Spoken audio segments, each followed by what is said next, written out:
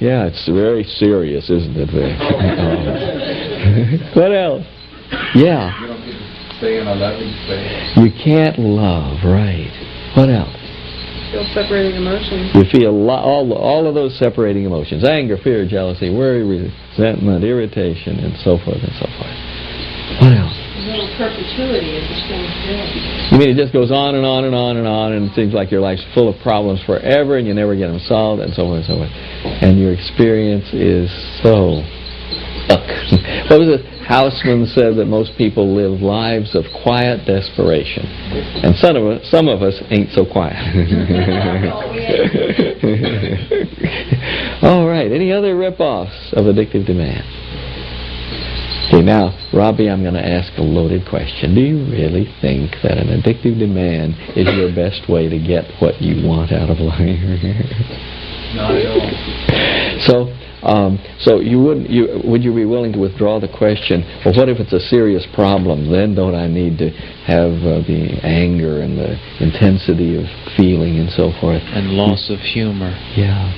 And what if you can up-level things to the love center, you can still put out lots of energy to change things. But if I'm going to get kicked out of my apartment, where am I going to live, whether I love or not? I'd say if you love enough, somehow it will work. And I can't give you the answer, but it's better to stay in that love space. You could remain in the love space, that somehow either you'd get it together with your landlord, or there would be something that would be opening up. That's my experience. When I'm out of the love center, there's one problem after another. When I'm in the love center solidly, it just seems like all of life becomes a harmony. And you have to prove that experience for yourself. Let me also add to that. If you're not willing to trust that it'll all get solved if you're in the love center, you can ask yourself this. If by holding on to the addiction, is that a guarantee that the problem will be solved? That I'll know where I'm going to be sleeping next month? I'm thoroughly convinced that to stay with the addiction is a ripoff, just because for one main reason is the fact that I'm gonna, even if I get my demand, I'm still not going to be happy. Because I'm going to be worrying about how to keep it and maintain it that way. And I've noticed so much in my life. Yeah. So I guess I'm answering my own question for myself.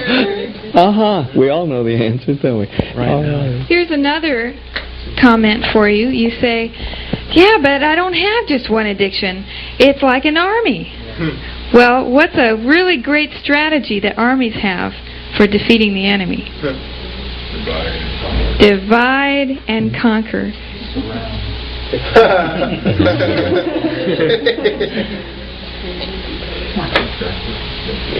We also have. Were you given the methods book? Yes. There is an illustration in there, a little cartoon that you can look at later, that shows a guy jumping up and down on a platform. And what it explains is that if you were to have the analogy that the platform is supported by a whole bunch of legs, and each one of those legs is an addictive demand, and the platform is an area that is supported by all of these addictive demands, what's going to happen if you try to collapse the platform by jumping up and down on it? You climb up on that platform, you get right there, smack in the middle of it, and you jump up and down. Nothing's going to happen. Right. But what if you use your mind, you use your head, or your hands, or whatever, and you go at it from underneath, and you take one leg, and you just kick it out. Doesn't take that much energy, it takes a little force, but doesn't take as much energy to get that leg collapsed as it would to try to collapse it from on top. So you kick out one leg, and then you kick out another, and then you kick out another, and after a while, the platform will collapse. And you don't have to kick out all the legs for the platform to collapse. In other words, you don't have to up-level all of your addictions to preferences one by one on an individual basis to move a huge block from your life and to feel great movement and freedom in your energy. And a good way to go about doing what Penny's described is to use that phrase that we've shared. I create the experience of whatever, anger, fear, jealousy, resentment, because I choose to demand, and then you formulate your addictive demand. Pinpoint your demand specifically, you see. And if you'll take that phrase and use it with every part of the addictive snarl that you can become aware of. You mentioned that an addictive snarl might be composed of 6, 8, 10 addictive demands, right? Formulate all of them. Put them all on the same sheet of paper. Carry that around with you. Whenever it starts to run, call your ego mind's game by looking at all of those demands. And then, as Penny indicated, begin working on them one by one, collapsing those legs, knocking them out, getting rid of them so they no longer support the table of the addictive demand, of that crystallized rock-like area. And as you use the methods, you can gradually get rid of one after another. And pretty soon the whole thing will be getting very shaky and be ready to collapse as a crystallized addictive snarl. Great. Try that strategy. And you may find usefulness in letting go of addictive demands simply by putting it in that form. I create the experience of, because that gives you the perspective that it's not what is. It's not the situation. It's not the lack of money, the lack of not knowing where you're going to be sleeping. That's the problem, is it? According to that sign. The addictions. So putting it in that form alone can be a useful step. And then in addition to that, you can review the rip-offs. Take each one and look at how it's ripping you off by holding on to that addictive demand. I agree, but our parents and everyone around us says, it's okay for you to feel miserable. Because you're broke, you're hungry, it's okay for you to be frustrated, and that just supports. You're not addictively demanding your parents be different from the way they are you? And that are you addictively demanding that your parents understand you and agree with you? Hi, Robbie, you got some more to work on there.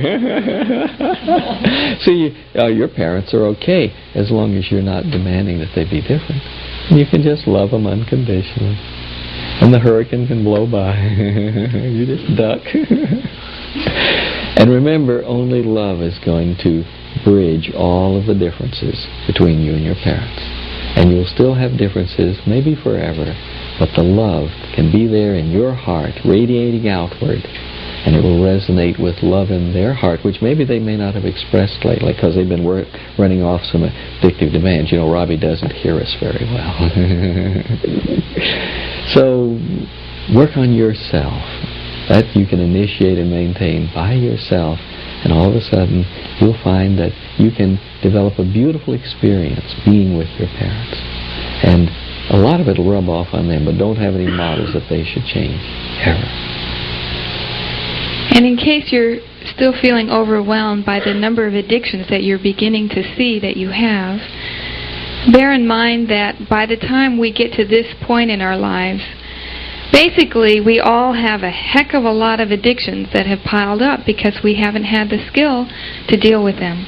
And all we've done is taken them in and taken them in. As Ken was explaining, when we're younger, we don't have the skill to evaluate whether the programming that's entering our mind is an accurate, useful, workable, desirable one or not. So we have to start with where we are. And if you work on each of those addictive demands as best you can as they come up, the load will lighten. But it will only lighten if you do the work. And that involves such things as looking at the rip-offs that they offer you, each one of those addictions.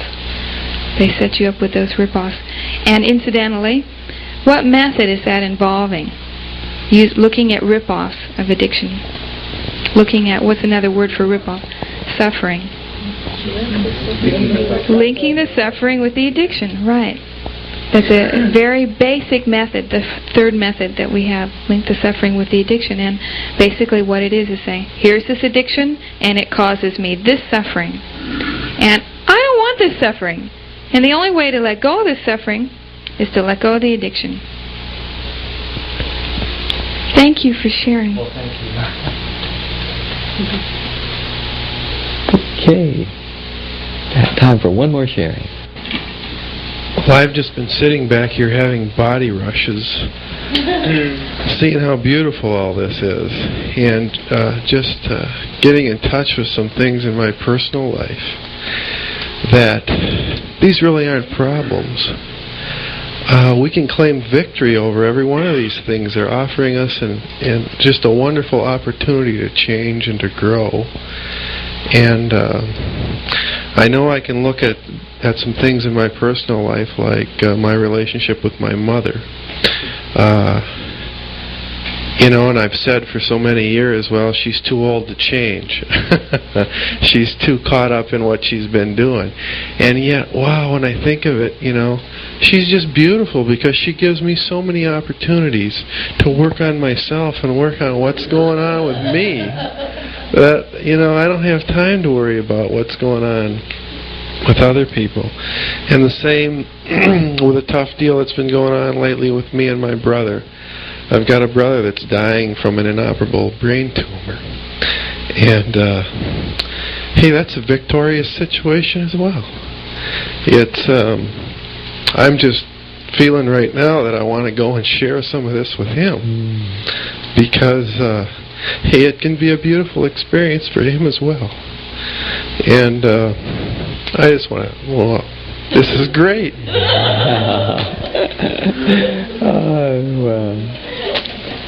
I'd like to use that to point out two different methods that you are living in this moment regarding those situations. One is the third pathway. I welcome the opportunity, even if painful, that my minute-to-minute experience offers me to become aware of the addictions I must reprogram, to be liberated from my robot-like emotional patterns. I welcome the opportunity, and you're doing it fully and wholeheartedly. What is that? The 11th? Sure, the 11th pathway. Let's do it. I am constantly aware of which of the 7 centers of consciousness I am using, and I feel my energy, perceptiveness, love, and inner peace growing as I open all of the centers of consciousness. And the other method is centers of consciousness, the 5th center of consciousness, the cornucopia center, where you see an abundance and a beauty in the opportunity for growth that this situation offers you. Beautiful. Thank you for that sharing, Tom. Now I know that no one to blame.